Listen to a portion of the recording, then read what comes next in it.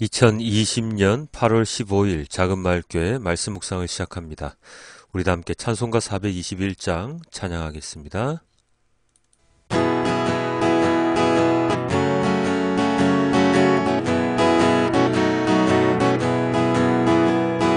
내가 예수 믿고서 죄사함 받아 나의 모든 것 다 변했네. 지금 내가 가는 길 천국 길이요 주의 피로 내 죄가 씻겼네. 나의 모든 것 변하고 그 피로 구속받았네. 하나님은 나의 구원 되시오니 내게 정죄함 없겠네. 주님 밝은 빛 되사 어둠에 치니 나의 모든 것 다 변했네. 지금 내가 주 앞에 온전케 됨은 주의 공로를 의지함일세. 나의 모든 것 변하고 그 피로 구속받았네. 하나님은 나의 구원 되시오니 내게 정죄함 없겠네. 내게 성령 임하고 그 크신 사랑 나의 맘에 가득 채우며 모든 공포 내게서 물리치시니 내 맘 항상 주 안에 있겠네. 나의 모든 것 변하고 그 피로 구속받았네. 하나님은 나의 구원 되시오니 내게 정죄함 없겠네. 나의 모든 것 변하고 그 피로 구속받았네. 하나님은 나의 구원 되시오니 내게 정죄함 없겠네.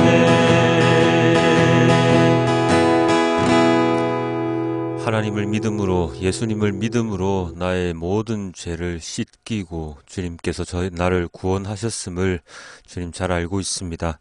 오늘 하루도 주님을 믿음으로, 예수님을 믿음으로 나아가는 우리 모두가 될 수 있도록 주님 인도하여 주시고, 주님을 믿는 믿음이 더욱더 성장하는 우리 모두가 될 수 있도록 주님 인도하여 주시옵소서. 이 모든 말씀 우리 주 예수 그리스도의 이름으로 기도드렸습니다. 아멘. 오늘의 말씀은 마가복음 11장 12절에서 14절까지 그리고 20절에서 25절까지와 그 병행 본문입니다. 이튿날 그들이 베다니를 떠나갈 때에 예수께서는 시장하셨다. 멀리서 잎이 무성한 무화과 나무를 보시고 혹시 그 나무에 열매가 있을까 하여 가까이 가서 보셨는데 잎사귀 밖에는 아무것도 없었다. 무화과철이 아니었기 때문이다. 예수께서 그 나무에게 말씀하셨다. 이제부터 영원히 내게서 열매를 따먹을 사람이 없을 것이다. 제자들이 예수께서 말씀하시는 것을 들었다. 이른 아침에 그들이 지나가다가 그 무화과 나무가 뿌리째 말라버린 것을 보았다. 그래서 베드로가 전날 일이 생각나서 예수께 말하였다. 랍비님, 저것 좀 보십시오. 선생님이 저주하신 저 무화과 나무가 말라버렸습니다. 예수께서는 그들에게 말씀하셨다. 하나님을 믿어라. 내가 진정으로 너희에게 말한다.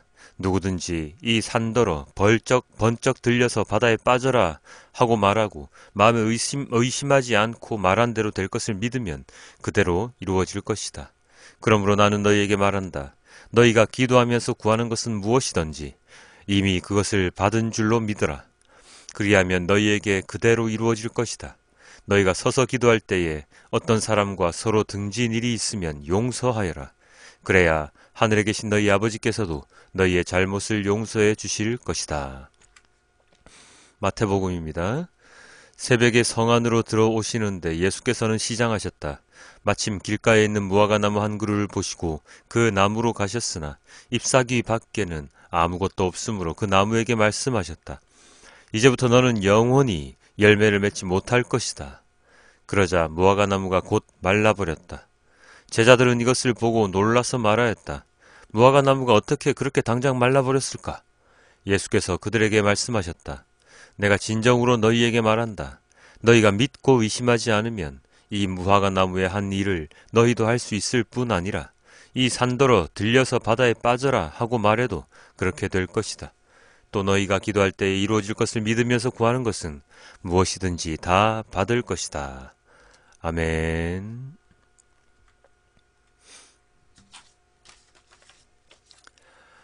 오늘의 본문은 무화과나무 사건을 다루고 있습니다.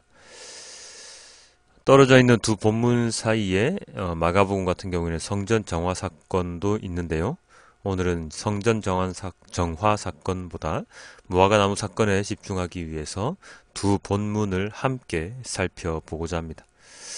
무화과나무 사건, 예수님께서 무화과나무를 저주하시자 다음 날 아주 말라버린, 뿌리째 말라버린 무화과나무를 발견하게 되는 사건인데요. 실상 별일 아닌 것처럼 보이는 이 사건이 왜 이렇게 기록되어 있을까요? 그것은 무화과나무의 특성과 관련이 있는데요. 예수님께서 지나가시던 그 시기, 무화과나무는 무성한 열매를 맺는 시기가 아니었습니다. 본문에도 기록되어 있듯이 그때는 무화과나무의 철이 아니었으니까요. 그런데 왜 예수님께서는 열매 없는 무화과나무를 보시고 저주를 하셔서 마르게 하셨을까요? 제가 신학대학원을 다닐 때 이스라엘에 이제 난생 처음 간 건데요. 외국을 처음 간 그 이스라엘이라는 곳에서 묵상 여행을 했을 때 일입니다. 그때 갈릴리 마을, 갈릴리 빌리지라고 하는 우리나라의 민속촌처럼 그렇게 예수님 시대를 꾸며놓은 그러한 곳이 있었습니다.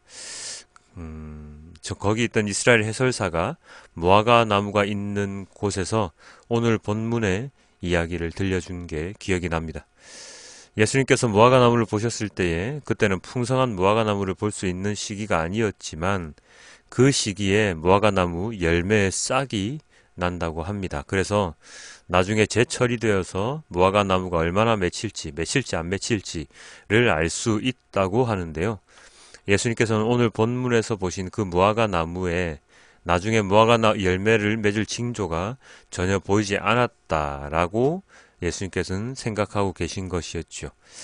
제철은 아니었지만 나중에 열릴 열매 정도를 판단할 수 있는 시기에 아무것도 열리지 못한다고 판단되었기 때문에 예수님께서는 그 무화과 나무를 향하여 저주를 내리신 겁니다. 이 무화과 나무 그리고 열매는 무엇을 뜻합니까? 바로 이스라엘 백성들의 열매 맺지 못하는 그 시대의 모습입니다. 종종 하나님께서는 이스라엘 백성들을 돌무화과나무, 참무화과나무, 돌감람나무, 참감람나무 이렇게 비유를 많이 하셨잖아요. 바로 오늘도 그와 동일합니다. 이 무화과나무의 열매를 맺지 못하는 것은 이스라엘 백성이 하나님의 선택을 받은 민족임에도 불구하고 하나님에 대한 믿음이 약해져서 하나님을 믿지 않아서 벌어지는, 그래서 열매를 맺지 못하는 이스라엘 백성들을 꼬집어서 예수님께서 이야기를 하시는 거지요. 당연히 맺어야 할 열매, 하나님의 은혜와 사랑으로 당연히 열려야 할 열매가 그들의 이기심으로 인해서, 그들의 무지함으로 인해서, 그들의 거역함으로 인해서 열매를 전혀 맺지 못하는 무화과 나무처럼 그런 민족이 되어버렸습니다. 그래서 예수님께서는 그들, 믿음이 없는 이스라엘 백성들에게 저주를 내리신 것과 마찬가지이지요. 그러면서 예수님께서는 제자들에게 이렇게 이야기를 하셨습니다. 하나님을 믿어라. 하나님을 믿어라. 하나님을 진정으로 믿어야 한다. 하나님을 믿으면 이렇게 된다. 라고 말씀을 하셨지요. 기도하는 대로 하나님께서 응답해 주실 것이고 구하는 대로 다 이루어 주실 것이다. 언제요? 하나님을 믿을 때, 하나님을 믿고 기다릴 때, 그리고 하나님을 믿고 상대방을 용서하면 하나님께서도 너희의 잘못을 용서해 주실 것이다 하고 예수님께서 오늘 말씀하고 계십니다. 하나님을 믿는 것, 그것이 그리 쉬운 일만은 아니죠. 무화과 나무처럼 믿음을 잃어버린 선민 이스라엘 백성이 역사에, 성경에 기록되어 있으니까요. 그렇기에 예수님께서는 오늘 본문을 통해서 하나님에 대한 믿음을 다시 한번 강조하고 계십니다. 함께 말씀을 묵상하시는 여러분은 하나님을 얼마나 믿고 계십니까? 그 믿음의 속도를 제대로 잴 수는 없지만 우리의 마음속에 내가 얼마나 하나님께 의지하고 있는지는 가늠할 수 있지 않겠습니까? 내가 믿는 것이 세상인지 아니면 하나님인지, 세상이라면 무엇을 믿는 것인지, 하나님을 믿는 믿음보다 더 나에게 믿음을 주는 것인지 우리는 가늠할 수 있을 것입니다. 하나님을 전혀 믿지도 않으면서 기도하고 찬양하고 교회에 출석하는 것은 시간 낭비일 뿐입니다. 하나님을 믿는다고 생각하지만 하나님이 아닌 세상을 믿으며 살아가는 사람들이 지금 많아지고 있습니다. 하나님을 믿는다면, 예수 그리스도를 따라서 살아간다면 우리의 삶은 어떻게 되어야 합니까? 언제나 하는 이야기이지만 겸손해야 하고 낮은 자리로 가야 하고 권력자가 아닌 힘없는 자를 위해서 살아가야 합니다. 그것이 교회에 매주 출석하면서 하나님의 믿음을 가지지 않는 사람보다도 더 낫습니다. 매주 교회 가면 무엇합니까? 정작 믿음은 전혀 없는데요. 그렇게 출석한 교회에서 인정받으며 사람들에게 칭찬받으며 살면 뭐합니까? 하나님께서 칭찬해 주시지 않으시고 인정해 주시지 않는데요. 우리는 사람의 칭찬이나 인정이 아니라 하나님의 인정을 받는 자가 되어야 합니다. 내가 상대를 용서해 줄 때 하나님께서도 나를 용서해 주신다고 하신 예수님의 말씀처럼 내가 하나님을 진정으로 믿을 때 우리의 기도가 진정으로 응답될 것이며 우리의 믿음은 그리스도의 장성한 분량에까지 성장하게 될 것입니다. 하나님을 믿어라. 아주 당연한 말씀인데도 예수님은 오늘 제자들에게 설명해 주고 계십니다. 우리들도 마찬가지입니다. 믿는 자로서의 삶을 살아갈 때 진실로 하나님만을 믿는 자가 되도록 우리의 모든 마음을 하나님께로 향해야 할 것입니다. 하나님을 믿는다고 하면서 다른 주머니를 차거나 다른 생각을 하며 살아가면 그 후에 일어날 일은 아무도 책임질 수가 없죠. 하나님의 말씀을 전한다는 미명하에 사람들을 속이고 자신의 배를 채우는 거짓 선지자 같은 행동을 하는 자들에게 현혹되지 말고 우리의 삶 가운데에서 내가 말씀 전하는 자, 내가 말씀 전하는 자라는 책임감을 가지고 직접 주님의 말씀을 묵상하며 하루하루를 살아가는 우리 모두가 되길 소망해 봅니다. 하나님을 믿읍시다. 그러면 어떤 어려움도 극복해낼 수 있을 것입니다.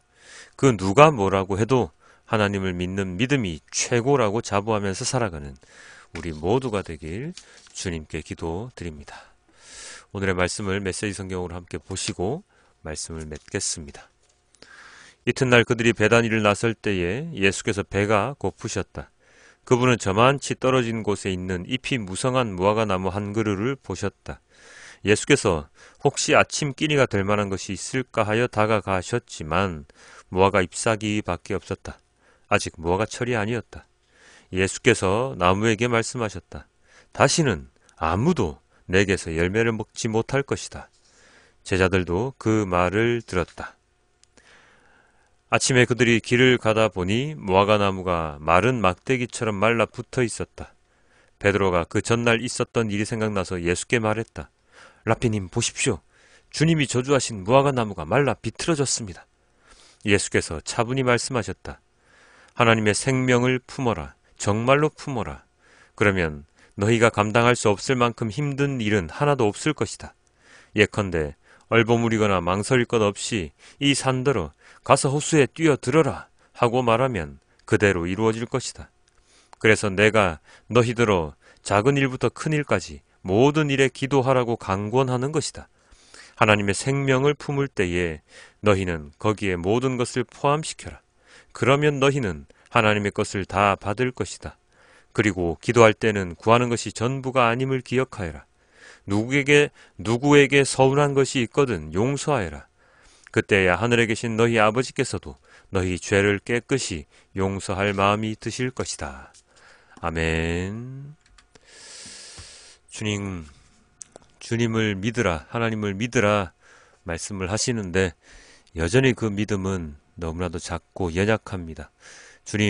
주님을 향한 믿음이 더욱더 커질 수 있도록, 더욱더 깊어질 수 있도록, 더욱더 강해질 수 있도록 저희의 삶 가운데 언제나 함께 동행하여 주시고 주님만을 믿는 세상이 아닌, 교회 건물이 아닌, 일개 목회자가 아닌 주님만을 믿는 진정한 예수 그리스도의 제자가 될 수 있도록 주님 인도하여 주시옵소서.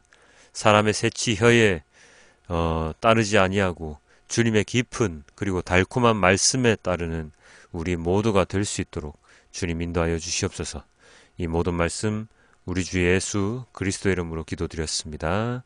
아멘.